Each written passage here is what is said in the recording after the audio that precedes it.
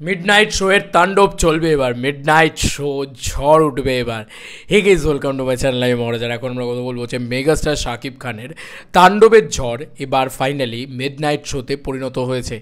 এছাড়াও বিভিন্ন জায়গা থেকে বিভিন্ন রকম ভিড়ের চিত্র আমরা দেখতে পাচ্ছি। এবার দেখো, এই মিডনাইট শোয়ের বিষয়টা বুঝিয়ে দেয় এখন যে কে কাকে ব্রেক করবে আর কে কাকে উপরে তুলবে। দেখো, বরবাদ যে কালেকশন করেছে তার অনেকটা হচ্ছে ক্রেজ বোঝায় যে সারাদিন এতই হাউসফুল গেছে যে রাত্রিবেলা শো চালাতে হয়েছে। সেটা তাণ্ডবের ক্ষেত্রে কিন্তু শুরু হয়ে গেছে বন্ধু, বারবার বলছি, সেটা তাণ্ডবের ক্ষেত্রে শুরু হয়ে গেছে এবং এটা কিন্তু পরবর্তীকালে একটা বড় আকার ধারণ করবে। কারণ সবে মানুষ এই ধরনের ছবি দেখা শুরু করেছে এবং তাণ্ডব কিন্তু অ্যাকচুয়ালিতে দাঁড়িয়ে যদি বিশ্বাস করতে হয়, বাংলাদেশের মাটিতে কিন্তু এটা একটা এক্সপেরিমেন্টাল ছবি, হিউজ এক্সপেরিমেন্টাল ছবি। কারণ এখানে আমরা ন্যাচারালি কী হয়, সবাই মেগাস্টারের ফ্যান, তো মেগাস্টারকে দেখার জন্য সবাই যায়, শাকিব খানকে দেখার জন্য সবাই যায়।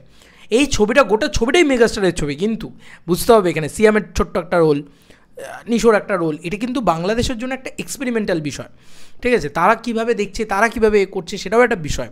ঠিক আছে, এইগুলো জিনিসপত্রগুলো, এবং এটা তো মানতেই হবে, একটা ইতিহাস তৈরি হয়েছে। আজ হয়তো এটার প্রমাণ তোমরা বুঝতে পারবে না, আস্তে আস্তে আস্তে আস্তে যখন এই মানে ফ্র্যাঞ্চাইজি এগোতে থাকবে তখন কিন্তু এটার মজাটা বুঝতে পারবে। এই যে মিখাইলের যে কী গুরুত্ব, সেটা পরবর্তীকালে এই ফ্র্যাঞ্চাইজির একটার পর একটা পার্ট আসতে থাকলে তখন ব্যাপারটা মস্তি পেয়ে যাবে। যাই হোক, এখন আমরা একটার পর মানে একটা করে পয়েন্টে চলে আসি। সেটা হচ্ছে অলরেডি বাংলাদেশে কিন্তু ঝড় উঠছে বা ঝড় চলছে, যাকে বলা যেতে পারে ওয়েট। স্বয়ং রায়হান রাফি নিজে এই জিনিসটা জানিয়েছে। কি জানিয়েছে, কী লেখা রয়েছে এখানে তোমরা পড়তেই পারছো। আমি বলে দিই, দর্শকের চাপে বগুড়ার মধুমন সিনেপ্লেক্সে আজ রাতে তাণ্ডবে মিডনাইট শো চলবে 12টা থেকে 3টে 12টা এবং 3টে। এই তো অবস্থা, ঠিক আছে, চারিদিকে। ঠিক আছে, এবং আমি তো এগুলো পড়েইছিলাম। আচ্ছা, এইবার এটা দেখো, মহিলারা যখন ভালো বলে দেয় না কোনো কিছুকে,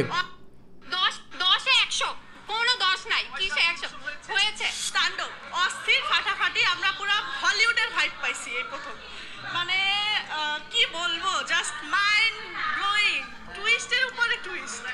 সিগনিফিকেন্ট ডায়ালগ বলতে একটাই বেশি ছিল, মুরব্বি, এটাই। হ্যাঁ, অবশ্যই সবাইকে বলবো ছবিটা অনেকবার দেখেন, মানে একবারে মন ভরবে না, ফাটাফাটি ফার্স্ট টু লাস্ট পুরাটাই ভালো ছিল, খুব সুন্দর প্রেজেন্টেশন ছিল। তারপরে দেখো, আমি একটা কথা বলতে চাই, মহিলারা যে সিনেমাকে ভালো বলে বা সেই যে সিনেমা দেখে, তার মানে বুঝবে যে সেই সিনেমার কিন্তু একটা বিরাট সংখ্যক দর্শক আসবে। একটা মহিলা আসলে তার স্বামী এবং তার মানে সন্তান তাকে নিয়েই আসে, ব্যাপারটা এরকম কোথাও গিয়ে এরকম একটা বক্তব্য রাখা হয়। এবং মহিলাদের যে ছবি ভালো লাগে সেই ছবি একটু ইউনিভার্সাল হয়ে যায় আর কি, এরকমটা বলা হয় আর কি। কিন্তু একটা ফিমেল সেন্ট্রিক অডিয়েন্সেরও কিন্তু একটা ভিড় কোথাও গিয়ে এই ছবিটা পাচ্ছে। ঠিক আছে, এটা খুব আনন্দের বিষয়। মানে ন্যাচারালি মহিলারা বাংলাদেশের সিনেমা দেখা থেকে খানিকটা হলেও দূরে ছিলেন। হঠাৎ করে আবার একটা ওয়েভ এসছে তুফানের পরবর্তীতে, যেখানে মহিলারাও সিনেমাগুলো দেখছেন এবং তাঁদেরও ভালো লাগছে। এইটা সবথেকে বড় কথা। আমার না ভীষণ ভালো লেগেছে সেই জায়গাটা। আমরা যদি দেখি, আপনি কি খান, তার আসলে এই প্রশ্নটা আমার করার খুব ইচ্ছা। এইরকম ব্রেন দিয়ে এইরকম ছবি, মানে জাস্ট অভাবনীয়। তারপর সবচেয়ে বড় কথা যেটা, সাকিবকে যেভাবে প্রেজেন্ট করা হয়েছে, সাকিবের যে লুক, সাকিবের যে স্টাইল, ভাই তুফান বরবাদ কিচ্ছু না তাণ্ডবের কাছে। তাণ্ডব যারা দেখছে তারা এক বাক্যে বলবে তুফান বরবাদ কিছুই না তাণ্ডবের কাছে। এরকম সিন নেওয়া হয়েছে তাণ্ডব। দেখো, একটা জিনিস বারবার বলতে ইচ্ছে করছে যে তুফান বরবাদ কিছুই না তাণ্ডবের কাছে।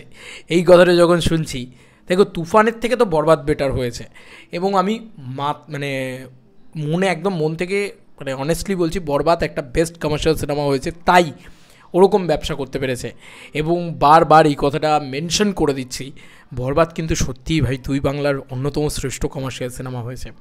তাই বরবাদও কিছু না তাণ্ডবের কাছে। এটা যখন কানে শুনি ইন্ডিয়া থেকে বসে, তখন সিরিয়াসলি বলছি মাথাটা পাগলা হয়ে যায়। তখন কিন্তু মনে হয় আরে ভাই কী সিনেমা বানিয়েছে রায়হান রাফি। আচ্ছা চলো, এবার একটু ভিড় দেখাই, একটু ক্রেজ দেখাই। এগুলো তো তোমাদেরকে দেখালাম, পাবলিক পাগলের মতন রেসপন্স করছে।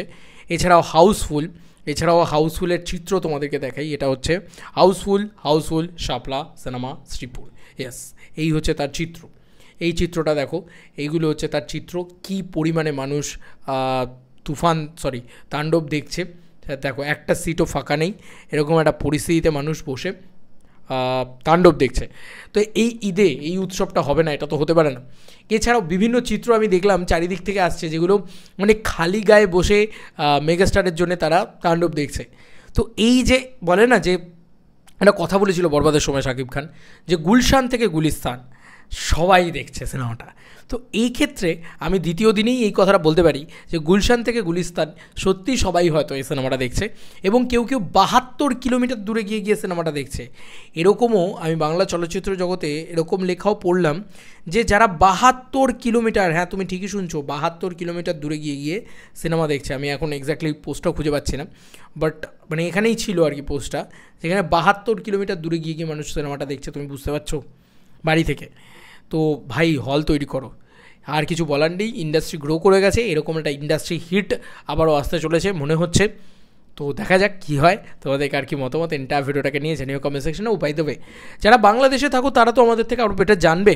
তোমরা আমাকে একটা কথা বলো তো, যে এই সিনেমাটা দ্বিতীয় দিনে, ঈদের দ্বিতীয় দিনে, রোজার ঈদের দ্বিতীয় দিনে বরবাদ যা কালেকশন করেছিল তার থেকে বেটার কালেকশন কি এই সিনেমাটা আজকের ডেটে করতে পেরেছে? উত্তরটা তোমরা জানো, তোমরাই বলবে আমাকে কমেন্ট সেকশনে। আর কালকে তো অফিসিয়াল ফিগার চলেই আসবে, বক্স অফিসে বিভিন্ন জায়গাতে ট্রেড ফিগার চলে আসবে, তখন জানা যাবে বাকি কথাটা। দেখা যাক কী হয়। চলো বন্ধুরা, নতুন কোনো ভিডিওতে দেখা হবে, বাই।